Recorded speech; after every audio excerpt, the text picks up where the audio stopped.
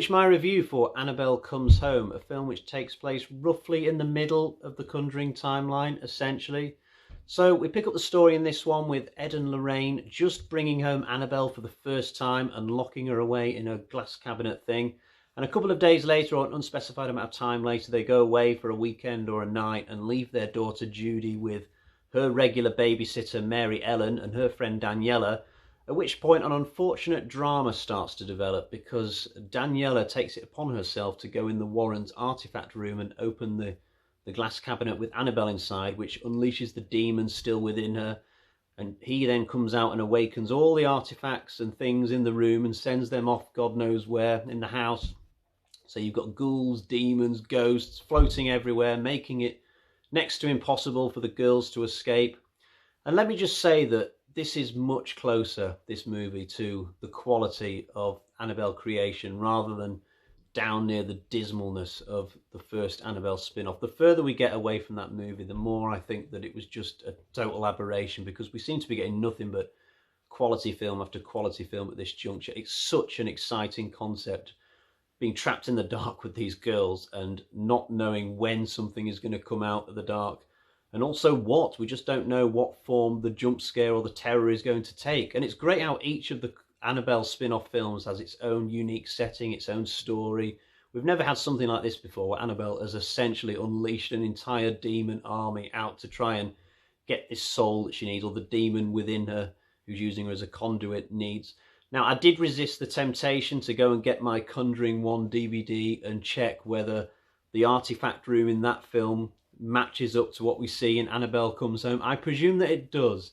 And assuming it does, I think whoever the production designers were in that original film, they should have got a little bonus for this one, because credit to them for coming up with all these creepy looking things that would look good as artifacts that come to life in this movie sort of 6 years down the line. It's a good job they didn't come up with a load of random junk and we would have had to insert some kind of storyline where the Warrens keep changing their stuff every couple of years so we can have exciting things in place for this movie.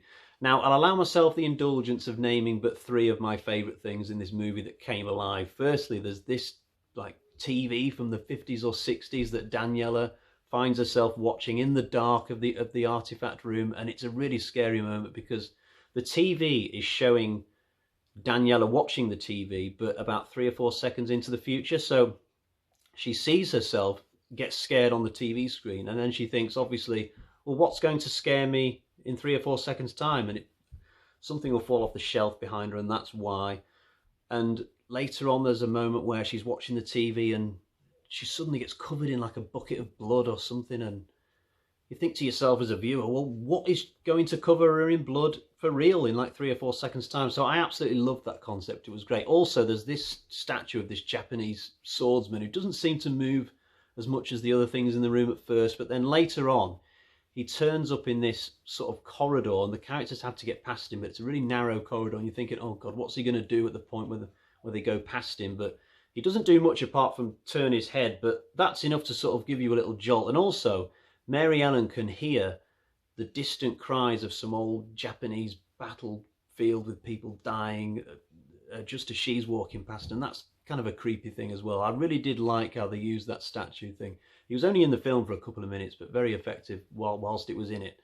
And also, I also mentioned the character who I believe has a name, the ferryman. Now, a couple of reviews of the film that I read when it came out sort of speculated that the ferryman might be the character that would eventually be used as a spin-off from this movie, but I've got my doubts. I don't think any of this stuff will get its own movie, but the ferryman's quite creepy because supposedly it's like an old type of reaper figure who would escort you to the underworld or something, but it's got like these two coins in its eyes, so if it's in a room with you when you're going through this darkened house, you'll see sort of two little cat's eyes at the back of the room, and that gives Mary Ellen among the characters a real start at one point. But she turns the light on and then the coins just fall to the ground and the ferryman's disappeared. But definitely that was a good one.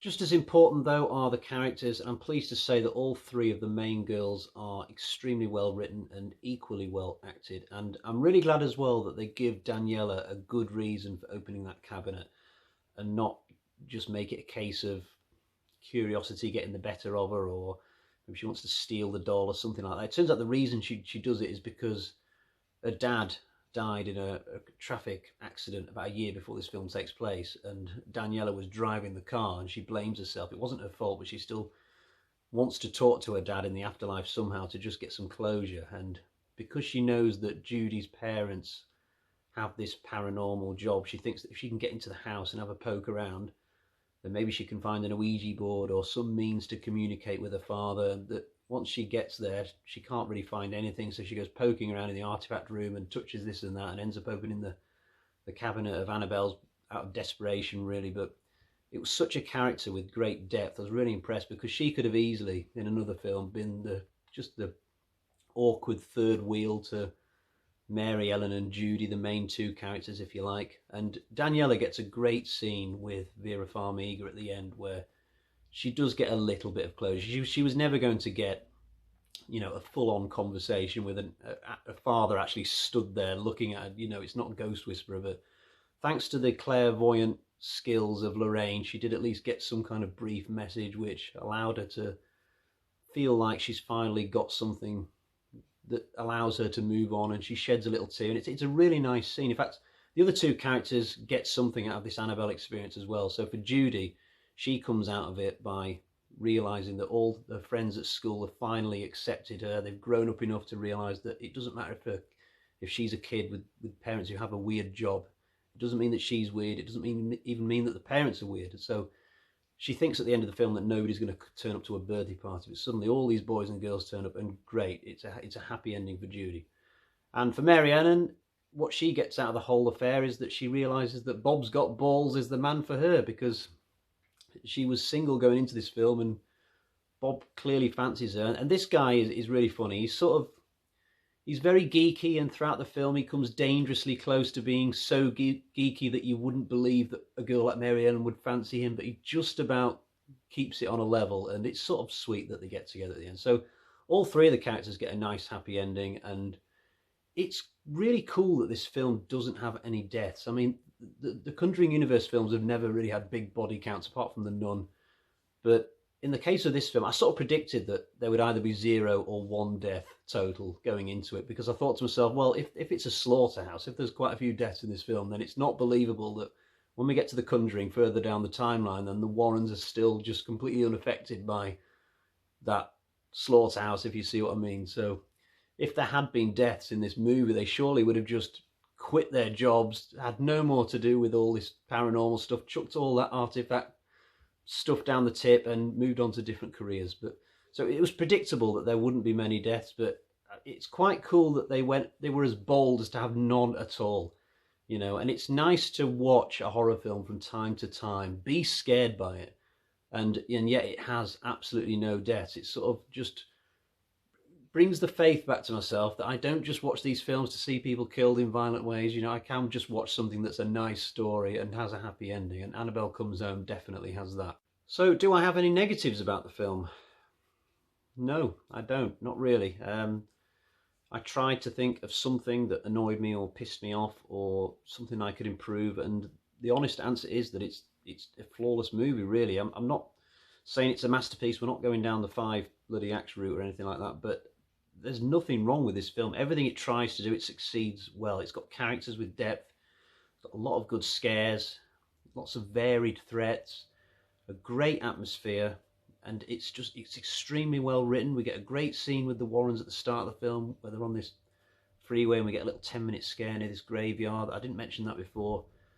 And I honestly have no real criticism of it. I think it's the best of the 3 Annabelle films so far. I think ultimately this will probably end up being the highlight of the series. I don't know how much longer these films are going to go on for. I think there'll probably be at least one more, but we've already reached the downward trajectory of box office, if you see what I mean. But I think this could be the peak.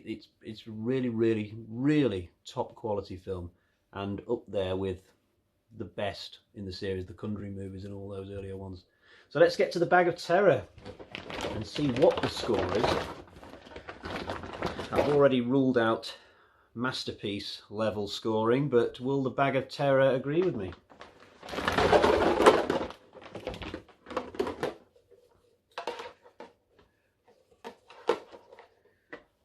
That's 4, and we have the half. So 4.5 bloody axes out of 5. That puts it level with the Conjuring 2's 4.5 score. So this is right up there near the top of the league for scores in this series. I think it's a brilliant film. I really enjoyed it, and I would definitely recommend it to everybody, and possibly even older kids. It's a good entry-level horror film, possibly. I think there's one scene where Daniela gets stabbed with a knife. Not really, but it appears like she's getting stabbed. But that's the only thing I can think of that's really violent. So that brings to a conclusion my Conjuring Universe review series, at least for now. I've done all 7 films over the course of the previous sort of 2 months, but we'll have a huge break now until next June, where, COVID permitting, cinemas will be open, The Conjuring 3 will be showing, and I will be back for an 8th review. I'm really looking forward to The Conjuring The Devil Made Me Do It, as it's titled. I can't wait to see what Michael Chavez does with that movie. But until next time, until then, I will see you. Bye-bye.